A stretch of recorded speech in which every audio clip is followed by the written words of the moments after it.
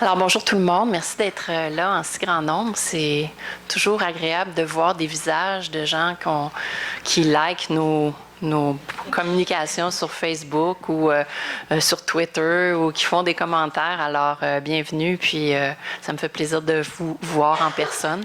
Donc moi je vais vous présenter aujourd'hui rapidement les résultats préliminaires d'une étude que j'ai réalisée et qui est en cours de route, qui s'intitule « Qualité des interactions au CPE et à la maternelle, quels apprentissages ». Je vais approcher ça, c'est loin. Pour qu'on parle dans le micro. Donc, rapidement, ce sera une présentation traditionnelle de résultats de recherche, donc avec une introduction, un cadre théorique, des objectifs, une méthodologie, des mesures et une discussion et des conclusions. Donc, comme vous le savez tous, l'éducation à la petite enfance, c'est associé à plusieurs bénéfices, à plusieurs niveaux. C'est connu depuis très longtemps que la fréquentation ou l'utilisation de services de garde éducatifs pendant la petite enfance a des effets positifs pour la réussite et le développement ultérieur des enfants, et également des effets qui sont généralement plus marqués pour les enfants qui sont issus de milieux défavorisés. Il y a même des économistes qui soulignent cet état de fait-là depuis très longtemps, dont des prix Nobel en économie comme James Heckman, qui le dit depuis plus de 15 ans déjà.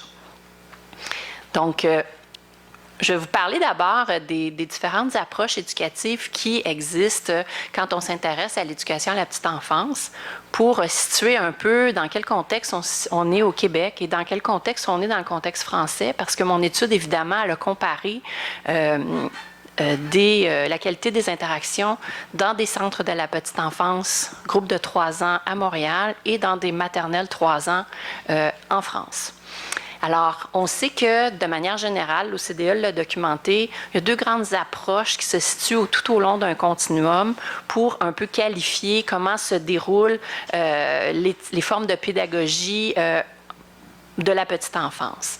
D'un côté, on a ce qu'on appelle la pédagogie sociale, qui est une approche où on a des programmes éducatifs qui sont centrés sur le jeu, souvent avec, comme au Québec, 5 principes directeurs qui sont basés sur des approches généralement constructivistes et socio-constructivistes. Alors que de l'autre côté, on a une approche, surtout dans le contexte français et dans certains pays européens, qu'on appelle de scolarisation précoce ou pré-primaire.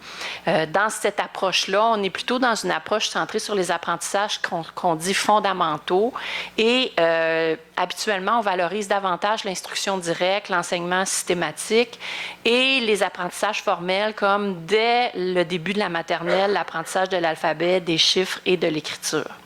Je suis désolée, mais mon PowerPoint a été un peu défiguré avec le changement de Mac à PC.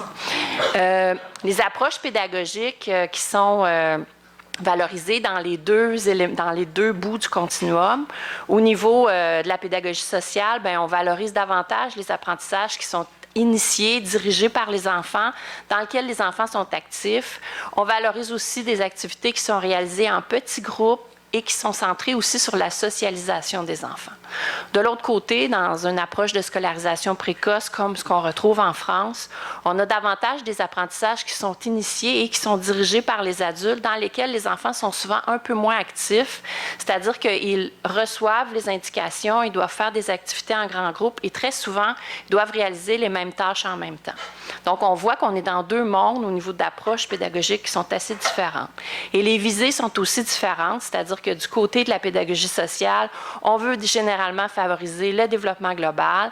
On dit que l'enfant est un être unique, qui pense, qui bouge, qui interagit avec les autres, qui communique. Alors que du côté du contexte français, on parle plutôt d'enseigner des connaissances académiques aux enfants pour s'assurer qu'ils soient prêts, surtout pour les apprentissages formels. Dans la plupart des pays européens de type scandinave, on va retrouver la pédagogie de type social. Et dans certains pays européens, comme en Angleterre ou en France, on va retrouver une approche plus de scolarisation précoce. Ces approches-là viennent aussi avec une organisation structurelle qui est différente. Donc, au Québec, On a une approche qui est plus centrée sur la pédagogie sociale, vous l'avez compris, et on aura à ce moment-là souvent plutôt des ministères qui sont autour de la famille ou d'autres services sociaux. Chez nous, ben, c'est le ministère de la Famille avec un financement mixte qui est non universel, alors qu'en France, on va retrouver un ministère de l'Éducation nationale et évidemment, c'est associé à une gratuité et à une accessibilité universelle pour 90% des enfants qui le fréquentent en école maternelle à partir de l'âge de 3 ans, mais dans certaines zones jugées prioritaires, d'éducation prioritaire, les enfants vont commencer à l'âge de 2 ans.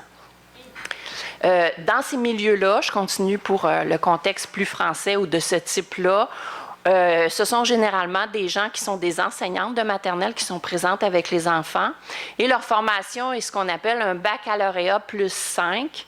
Donc, eux, le baccalauréat, c'est un peu comme la fin du lycée, là, c'est comme un secondaire un peu étendu chez nous, et 5 ans, dans le fond, qui suivent ce baccalauréat-là.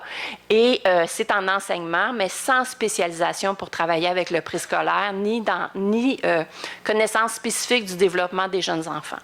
Du côté des approches plus de pédagogie sociale, on va souvent retrouver des gens qui ont une formation ou collégiale ou universitaire, mais qui est spécialisée en petite enfance. Comme au Québec, souvent, c'est surtout la formation collégiale qui domine et on a une spécialisation en petite enfance pour environ 75% des gens qui travaillent dans les services éducatifs à la petite enfance.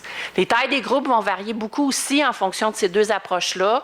Donc, du côté du Québec et des approches de pédagogie sociale, on va valoriser des groupes plus petits. Vous voyez les ratios, vous les connaissez, c'est les ratios qu'on a au Québec. C'est généralement ça aussi qu'il y a dans les pays plutôt scandinaves dans ces approches-là. Alors que du côté des approches plus scolarisantes, les tailles de groupe vont être beaucoup plus grandes, 20 à 30 élèves. Et en France, spécifiquement, on a une assistante maternelle qui est présente pour 3 classes. Donc, les maternelles sont dans des écoles spécifiques et l'assistante maternelle se promène d'une classe à l'autre pour donner un coup de main dans le courant de la journée en fonction des moments qui sont jugés pertinents. La recherche nous apprend aussi que la maternelle a des effets. Nous, quand on a décidé de commencer cette recherche-là, on a voulu voir quels étaient les effets qui avaient été documentés dans la littérature. Donc, on est allé voir, évidemment, du côté de la maternelle en France, qu'est-ce qu'il y avait comme recherche.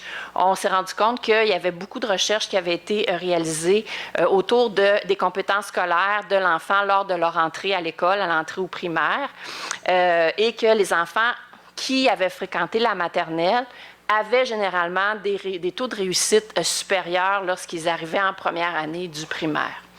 On voyait aussi dans les études qu'il y avait une diminution du taux de redoublement des enfants qui avaient fréquenté la maternelle et des gains en lecture des enfants qui avaient fréquenté la maternelle également.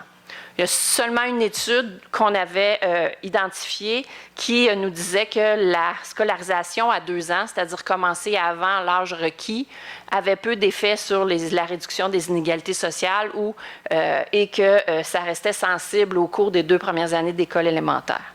Du côté de la maternelle 4 ans ici, parce qu'évidemment, on avait de l'intérêt lorsqu'on a voulu faire cette étude-là pour la comparaison avec les maternelles 4 ans, sauf que lorsqu'on a commencé, il n'y avait pas assez de maternelle 4 ans qui étaient implantées pour qu'on puisse en faire une réelle étude.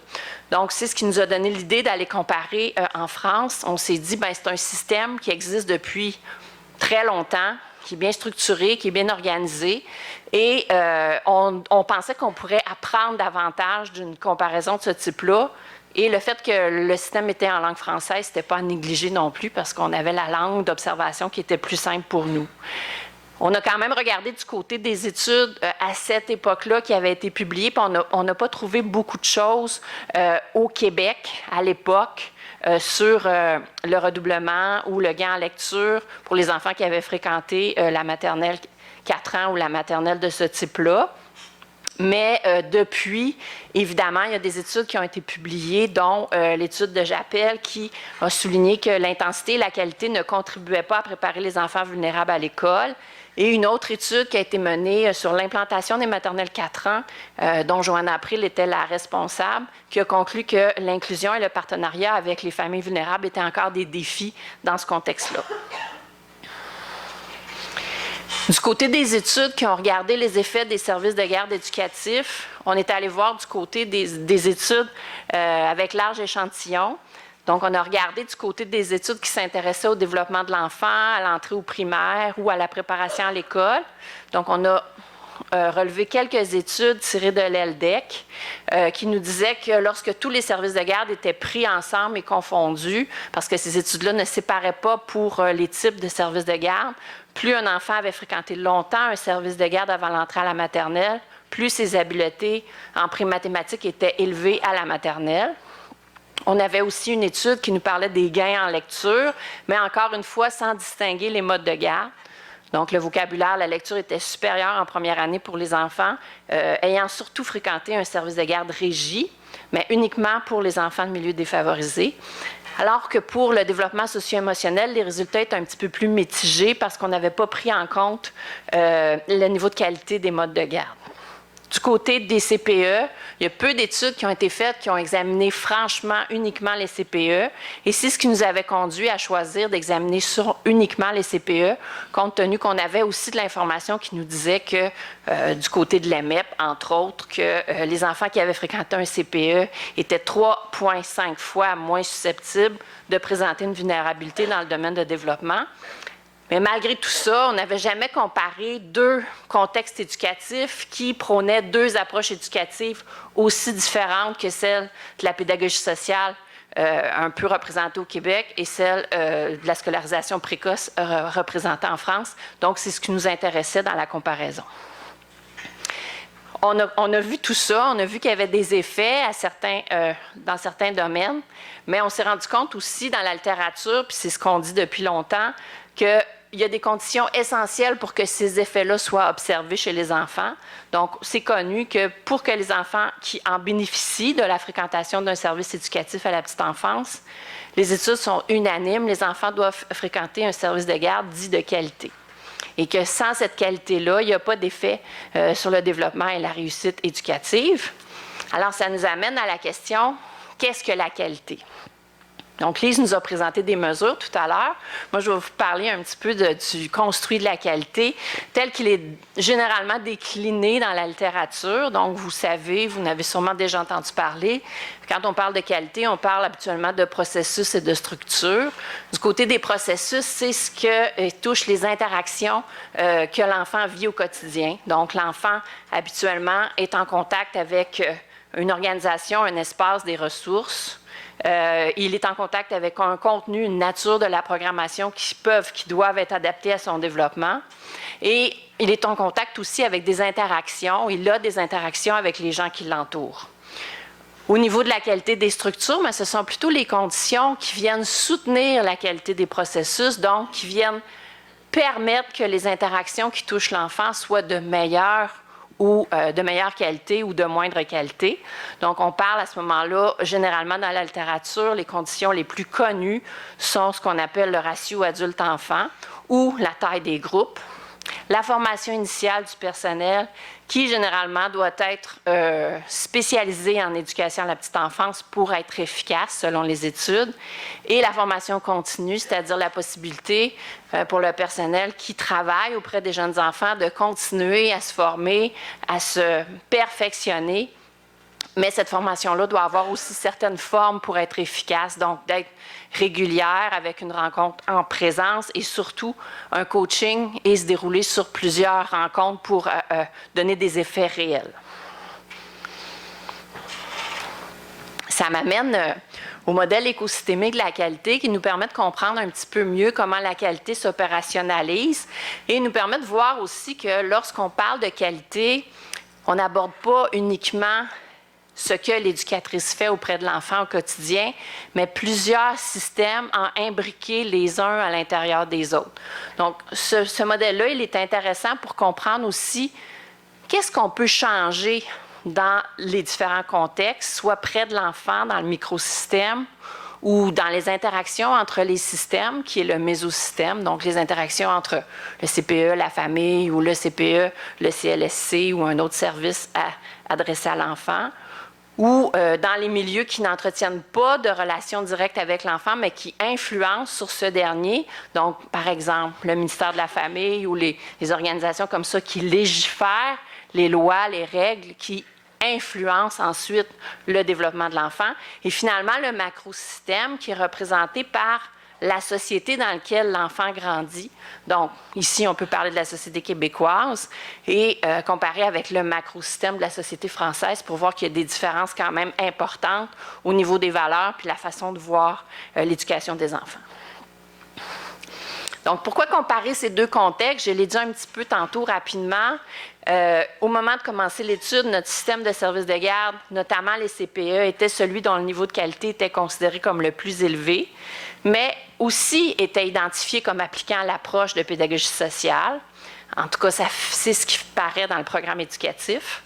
Le système des maternelles 4 ans au Québec venait aussi d'être implanté et plusieurs suggéraient qu'une approche d'instruction directe comme la scolarisation précoce pourrait être plus efficace pour les enfants défavorisés que l'approche de pédagogie sociale qui était promulguée dans les CPE et dans les programmes d'éducation préscolaire.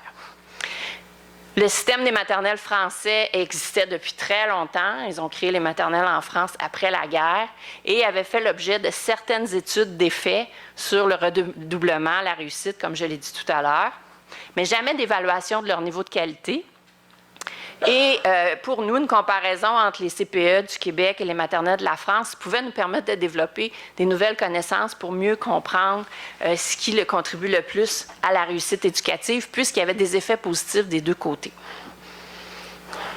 Alors, les objectifs de l'étude étaient d'abord comparer les niveaux de qualité des interactions observées entre les adultes et les enfants de 3 ans dans les deux contextes éducatifs francophones. Et ensuite, identifier les variables de la qualité structurelle, donc des groupes et des classes, qui expliquent les scores de domaine de la qualité des interactions entre les adultes et les enfants de 3 ans de ces deux contextes éducatifs. La méthodologie nous a permis de finalement recruter 40 groupes d'enfants en CPE à Montréal, et 41 classes de maternelle 3 ans à Grenoble. Ce qui est important de retenir pour l'échantillon, c'est qu'il y avait des différences statistiquement significatives pour pratiquement toutes les variables qu'on dit structurelles qui apparaissent sur ce tableau-là. Donc, il y avait des hommes en France alors qu'il n'y en avait pas dans notre échantillon au Québec. Il y avait pratiquement uniquement une formation, en fait, il y avait uniquement une formation universitaire à Grenoble chez les enseignantes, alors qu'au Québec, c'était presque toute une formation collégiale. Les années d'expérience étaient statistiquement plus élevées en France que dans les CPE. La taille des groupes aussi différait beaucoup, environ 21 de moyenne en maternelle à Grenoble pour 9 de moyenne en CPE à Montréal. Et l'âge des éducatrices différait également. Alors, les données ont été recueillies lors d'une visite qui a été réalisée, une visite par groupe de CPE qui a été réalisée de février à mai 2017 et une visite par classe maternelle 3 ans qui a été réalisée de février à mars 2018. On a utilisé le Classroom Assessment Scoring System, donc qui est l'observation de la qualité des interactions dans le groupe ou la classe. Et on a aussi fait passer aux enseignantes et aux éducatrices, après l'observation, un court questionnaire pour avoir des informations structurelles sur les données que je vous ai présentées tout à l'heure, l'âge, le genre, le ratio, la formation. On a fait des analyses en 2 temps pour répondre à chacun de nos objectifs de recherche. Donc, d'abord, des analyses comparatives des niveaux de qualité des interactions dans les deux contextes pour toutes les dimensions et les domaines du classe et des corrélations et des régressions pour être capable d'identifier quelles variables structurelles expliquaient les 3 dimensions de la qualité des interactions. Alors, les mesures et les résultats de la qualité des interactions, je vais vous les présenter de manière consécutive parce que c'est plus clair. Donc, on a d'abord utilisé le Classroom Assessment Scoring System. Je vous en parle un petit peu plus parce que je ne sais pas si vous le connaissez beaucoup. Le CLASS, communément appelé CLASS, PRECA, c'est un outil qui se décline en 3 grands domaines: le soutien émotionnel, l'organisation du groupe, le soutien à l'apprentissage. Et chaque domaine se décline en différentes dimensions. Et quand on fait l'observation, chacune des dimensions se décline en plusieurs critères qui nous permettent d'observer le niveau de qualité. Donc, on a différentes dimensions que je vais vous décrire tout de suite. Donc, au niveau du soutien émotionnel, quand on parle d'un climat positif, on veut voir des moments où l'enseignant ou l'éducatrice et les enfants développent des relations sociales qui sont saines et chaleureuses. Évidemment, je n'ai pas le temps de tout vous expliquer, il y a beaucoup plus de détails que ça, mais ça serait vraiment long, puis il y a des formations qui vont se donner à Cassiopée là-dessus. Le climat négatif concerne des sentiments qui sont négatifs exprimés dans le milieu, comme la colère, l'hostilité ou l'agressivité.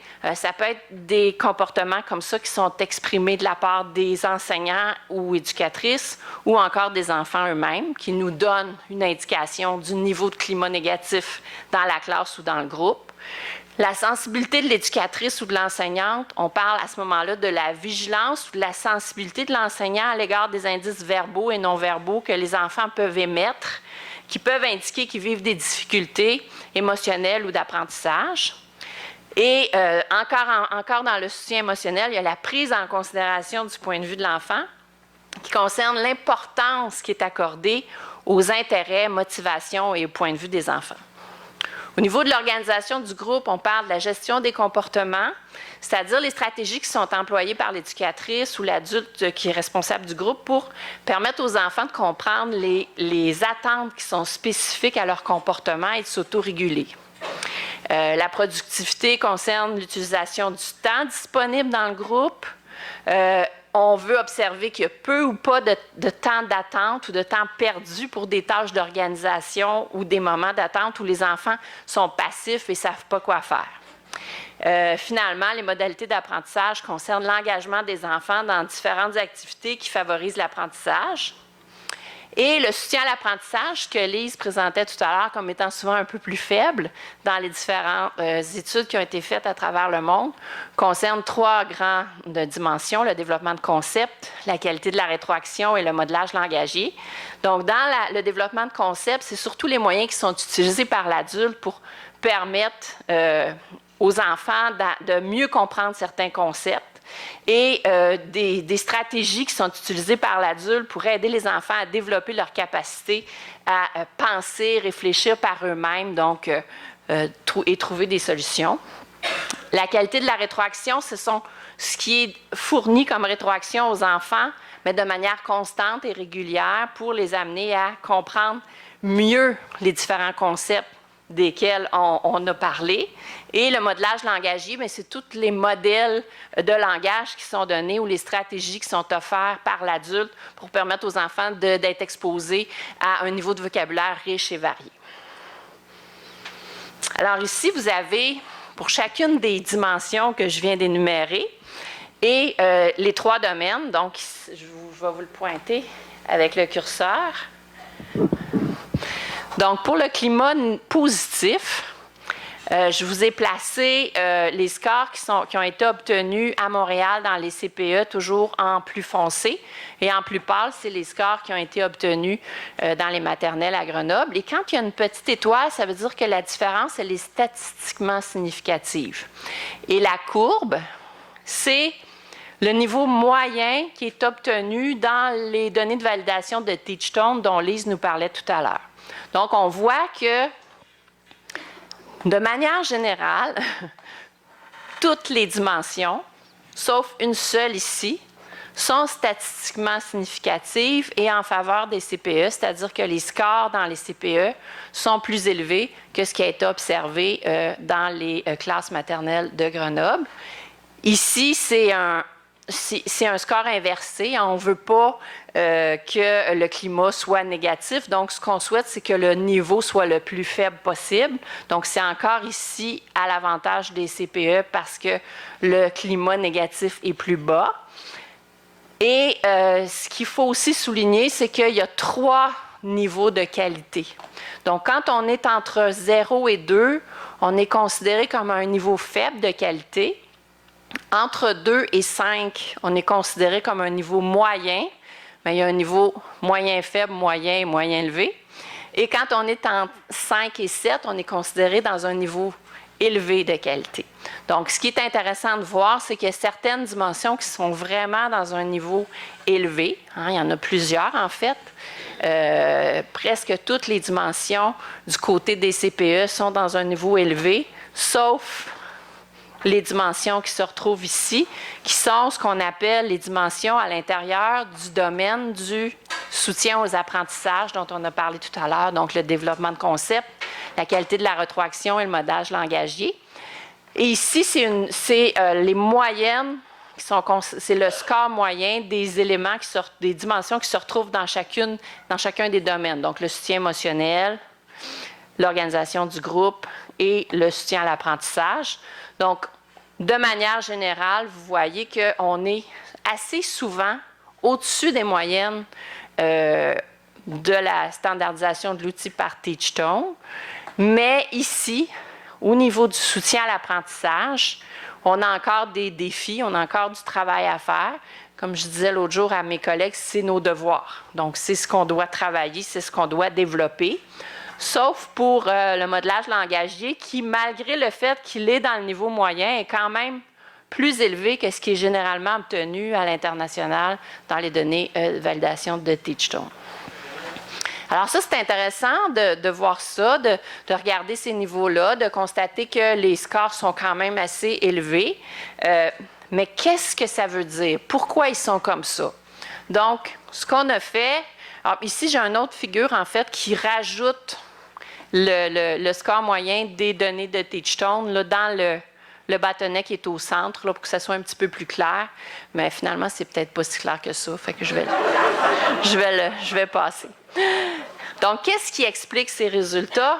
Pourquoi on a ces données-là qui sont si différentes entre les CPE de Montréal qu'on a observées et les CPE de Grenoble qu'on a observées? Hein? Vous ne m'entendez pas dire les CPE et les maternelles. C'est ceux qu'on a observés, parce qu'on n'a pas un échantillon représentatif de la population de l'un ou de l'autre. Puis on ne prétend pas à ça du tout non plus. Donc, on a fait ce qu'on appelle des régressions logistiques pour être capable d'identifier les différentes variables qui pouvaient expliquer les scores qu'on a obtenus au soutien émotionnel, à l'organisation du groupe et au soutien à l'apprentissage. Donc, ce qu'il faut que vous regardiez, c'est les petits chiffres en gras ici. Donc, on a inséré, pour voir quelles variables expliquaient les résultats, les variables structurelles qui apparaissent ici, parce que c'était les variables qui étaient corrélées déjà avec les scores. On ne peut pas entrer dans une régression des variables qui ne sont pas corrélées. Donc, on a pris des variables qu'on appelle dichotomiques, donc le fait d'avoir un diplôme universitaire ou pas, le nombre d'enfants plus ou moins élevé, l'âge du personnel éducatif et le genre, donc le fait d'être un homme ou pas. Alors, on a obtenu ces résultats-là qui expliquent quand même une assez forte variance de chacune des dimensions. Donc ici, quand on a un R carré là, de 0,63, ça veut dire qu'on explique une très grosse portion de la variance du score de soutien émotionnel. Ici aussi, on avait quand même une grosse portion de la variance pour l'organisation du groupe. Et ici, pour le soutien à l'apprentissage, c'est un petit peu plus faible, mais on a seulement 2 des variables structurelles qui sont corrélées et moins fortement corrélées avec le soutien à l'apprentissage. Qu'est-ce que ça signifie en mots ordinaires et concrets?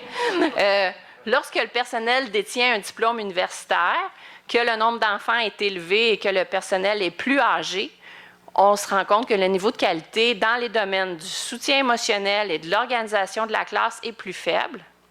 Et pour le domaine du soutien à l'apprentissage, c'est uniquement le nombre d'enfants élevés par groupe et l'âge du personnel plus âgé qui sont associés à des scores de qualité plus faibles, alors que le diplôme universitaire ne semble pas influencé dans ce cas-là et ne contribue pas à la variance. Et pour les 3 modèles qu'on a faits, le genre du personnel ne contribuait pas non plus à la variance. Donc, ce qui est assez explicable parce que de toute façon, il y avait très peu d'hommes. Donc, oui, il y avait des corrélations au départ, mais ces corrélations-là disparaissaient vite quand on les entrait dans un modèle plus complexe.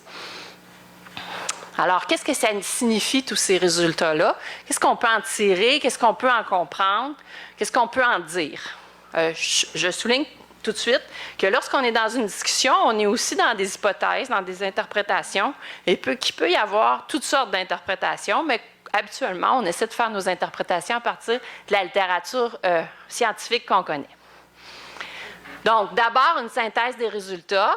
Quand on compare les deux contextes, il y a 9 sur 10 des dimensions de l'outil d'observation de la qualité qui sont supérieures en CPE à Montréal lorsqu'on les compare aux maternelles de Grenoble à 3 ans. Il y a une dimension qui n'est pas différente, le développement de concept. Quand on compare ces scores-là des CPE avec les moyennes états-uniennes, des données de validation de Teachstone, on en a 5 sur 10 qui sont égales aux moyennes observées et on en a 2 sur 10 qui sont supérieures, le climat négatif et la prise en considération du point de vue de l'enfant. Ça veut dire que nous, on a moins de climat négatif que ce qui est observé dans les données de validation de Teachstone et on a plus de prise en considération du point de vue de l'enfant. Vous vous souvenez, l'échelle du climat négatif est inversée. Et on a 2 dimensions sur 10 qui sont plus faibles que les moyennes états-uniennes, le développement de concept et la qualité de la rétroaction. Donc, encore une fois, nos devoirs. Interprétation possible des résultats pour l'objectif 1. On peut commencer par dire que ces résultats-là nous apparaissent positifs pour les CPE. Ils semblent s'ajouter aux connaissances qu'on a déjà, compte tenu au sujet de la qualité dans les CPE, qui suggèrent généralement des niveaux élevés de qualité des interactions dans les groupes de 3-5 ans en CPE. Mais il y a quand même des défis qui persistent au niveau des stimulations dites cognitives, telles que le développement de concepts et la qualité de la rétroaction. C'est sûr aussi que ces résultats-là posent certaines questions au sujet de la qualité de vie des enfants qui fréquentent les maternelles 3 ans à Grenoble, en particulier sur le modèle d'enseignement centré sur l'adulte qui semble prévaloir, malgré le fait que depuis 2015, ils ont implanté un nouveau programme promulguant le jeu, mais ça fait pas longtemps et la culture s'est très intégrée dans la société et c'est long à changer. Donc, on peut dire en hypothèse que ces résultats-là peuvent constituer un argument de plus en défaveur de l'expansion prévue des classes maternelles sans suivi de qualité au Québec, si on pense qu'il y a beaucoup de conditions qui sont similaires au niveau structurel dans les maternelles qu'on a observées avec les maternelles qu'on a ici, mais je vais vous expliquer pourquoi dans la suite. L'interprétation de l'objectif 2, on constate que la formation spécialisée en petite enfance et le faible nombre d'enfants dans les groupes en CPE sont associés à des niveaux supérieurs de qualité des interactions. Donc, c'est un peu comme si le modèle qui est préconisé en France, qui est un petit peu plus centré sur l'instruction directe au niveau du macrosystème, est associé et influence plusieurs choix de politique publique qu'ils ont faits, surtout au niveau de l'exosystème, et ça a une incidence sur la qualité éducative, c'est-à-dire le microsystème, et ultimement sur le bien-être de l'enfant. Au Québec, au niveau macro, jusqu'à maintenant, on a fait des choix aussi exosystémiques qui sont différents. Notre réglementation, notre développement du réseau des CPE ne va pas dans la même direction. Donc, selon nous, jusqu'à maintenant, ces résultats-là témoignent de l'importance de tenir compte des interactions entre les différents systèmes pour mieux faire des choix éclairés si on veut soutenir la qualité éducative et, en conséquence, la réussite éducative d'un plus grand nombre d'enfants. Évidemment, on a des limites, comme toutes les études qui sont faites de ce type-là. Notre échantillon, je l'ai dit tantôt, n'est pas représentatif des CPE du Québec et des maternelles de France. On peut avoir aussi des biais de sélection, c'est-à-dire que les gens qui ont accepté d'être observés, c'est souvent ceux qui sont ailleurs. Mais par contre, on a quand même obtenu des résultats assez similaires à ce qui a été observé dans le projet pilote de Lise et qui ont déjà été observés dans d'autres études au Québec sur les CPE. Il y a aussi certaines variables qu'on n'a pas pu mesurer dans l'étude qui pourraient sûrement mieux expliquer les différences entre les deux contextes. Je l'ai dit, c'est un contexte culturel qui est très différent. Les pratiques éducatives parentales, les pratiques éducatives des enseignants, des éducatrices sont très différentes aussi envers les enfants. Mais il s'agit de 2 contextes culturels francophones qui avaient implanté leur système depuis longtemps, et c'est ce qui nous intéressait de voir. Toutefois, on sait que les priorités éducatives qui sont centrées sur les apprentissages en France et sur la pédagogie sociale au Québec pourraient aussi expliquer les différences qu'on a observées. Qu'est-ce qu'on peut en retirer pour le contexte actuel au Québec? Alors, dans le contexte où certains suggèrent de mettre en place un réseau universel de maternelle 4 ans à temps plein, alors que le Conseil supérieur de l'éducation a formellement recommandé de prioriser les services éducatifs de type CPE pour les enfants de 4 ans déjà en 2012, alors que les écoles ne disposent pas actuellement de suffisamment de place ni de ressources suffisantes pour accueillir les enfants de 4 ans, alors que la population ne semble pas en faveur de ce type d'investissement-là. Ça, c'est une enquête qui a été réalisée par la CSQ dont les résultats ont paru cet après-midi au Huffington Post. Aussi, il y a 2 études récentes qui ont été réalisées au Québec sur l'implantation des maternelles 4 ans qui nous apprend la présence de plusieurs des difficultés d'inclusion et de transition et de partenariat avec les parents, ainsi que des préjugés à l'égard des familles vulnérables, et aussi un faible niveau de qualité et peu d'effets sur le développement des enfants qui les fréquentent. Tout ça semblant suggérer que les enseignantes ne sont pas actuellement suffisamment formées pour travailler avec les enfants de 4 ans. Alors, les recommandations, en somme, on sait que la formation spécialisée en petite enfance et une faible taille des groupes est présente en CPE, que la qualité est élevée en CPE et faible en maternelle à partir de l'information qu'on a maintenant, que l'influence positive sur le développement de l'enfant est supérieure en CPE. Alors, sur la base de ces données-là, dont on dispose actuellement au Québec, il y en aura peut-être d'autres, mais pour l'instant, c'est ce qu'on a. Nous, on recommande de choisir de miser davantage sur le développement des CPE, comme le Conseil supérieur de l'éducation l'avait déjà recommandé en 2012. Voilà. Merci de votre attention.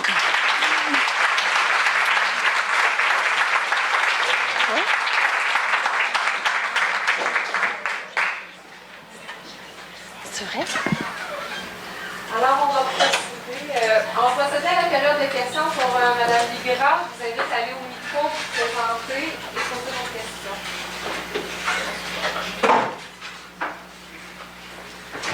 Sabrina Gilbert.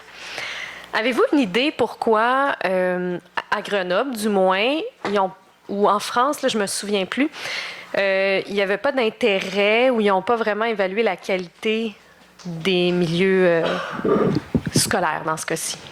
Bien, en fait, on en a discuté avec eux, parce que ces résultats-là ont d'abord été présentés à nos collègues français l'été dernier. On est allé leur présenter en toute transparence. Et en fait, d'abord, il n'y a pas une grande culture d'évaluation en France. Il n'y a pas une grande culture de recherche non plus qui est développée en France.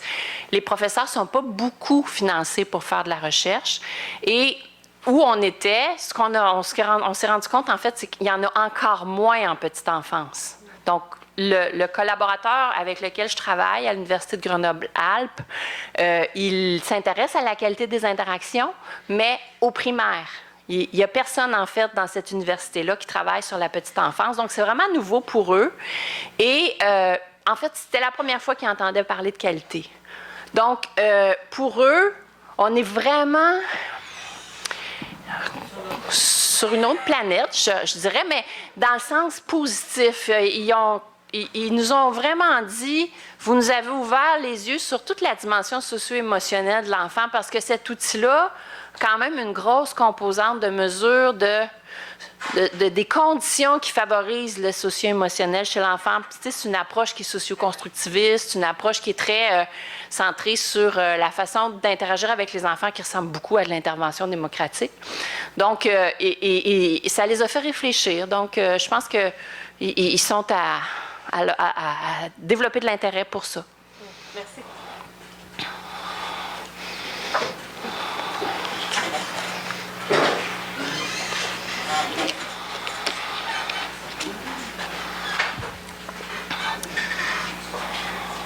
C'est vrai, hein? C'est gros, c'est vrai.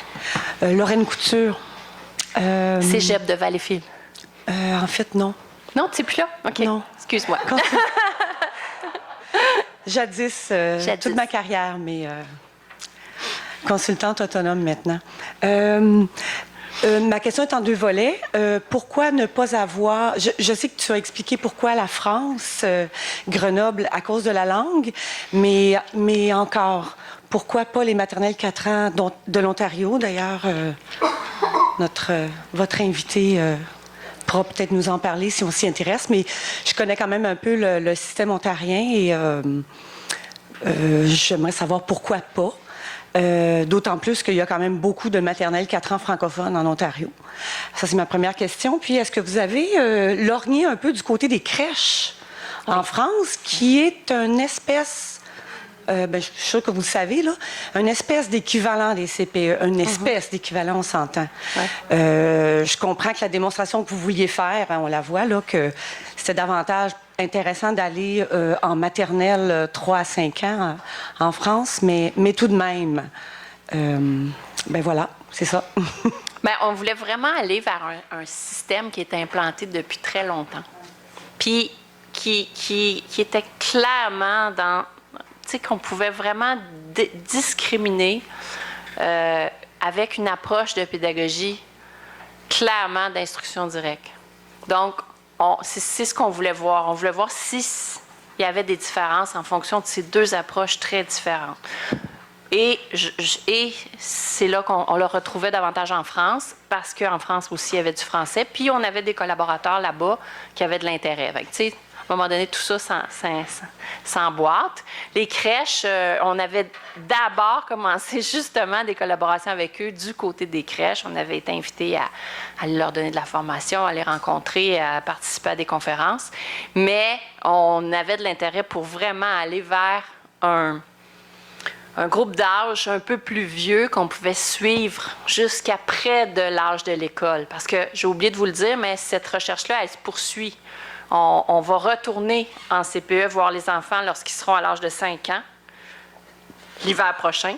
Et on va retourner à Grenoble dans l'année suivante, voir les mêmes enfants lorsqu'ils seront à l'âge de 5 ans. Donc, ça va nous donner aussi, c'est pour ça que je vous dis c'est vraiment préliminaire, ça va nous donner aussi une bonne idée de est-ce que cette différence-là, elle est encore aussi forte quand on arrive chez les enfants plus vieux, à 5 ans, ou est-ce qu'elle se maintient, ou est-ce qu'elle est différente? Puis on a aussi toute une série de données sur les enfants que je n'ai pas présentées, mais qu'on va pouvoir mettre en lien aussi avec les scores de qualité des interactions. Est-ce qu'il y a une possibilité que les maternelles 4 ans ontariennes soient éventuellement examinées? Parce que moi, je vois venir le camp, on va dire le camp adverse, utiliser le modèle des maternelles 4 ans ontariennes, qui est aussi un vieux modèle et qui, selon les Ontariens, fait ses preuves pour mousser là, le discours des maternelles 4 ans au Québec. En fait, Gordon pourra parler davantage de comment ça se passe dans les maternelles 4 ans en Ontario, puis du modèle ontarien. Ce que je peux te répondre pour l'instant, c'est que nous, on a commencé cette étude-là. On va la terminer comme ça. Puis, ça sera probablement une étude ultérieure où on aura des collègues dans l'équipe qui sont du côté maternel qui pourront peut-être recruter du côté maternel, puis des collègues du côté CPE qui recruteront du côté CPE, puis on les comparera. Parce que dans notre équipe, on est moitié-moitié de chercheurs. Il y en a qui sont en éducation préscolaire, puis il y en a qui sont en éducation à la petite enfance. Donc, ça fait partie des projets, mais à long terme. Il reste encore beaucoup d'années de vie.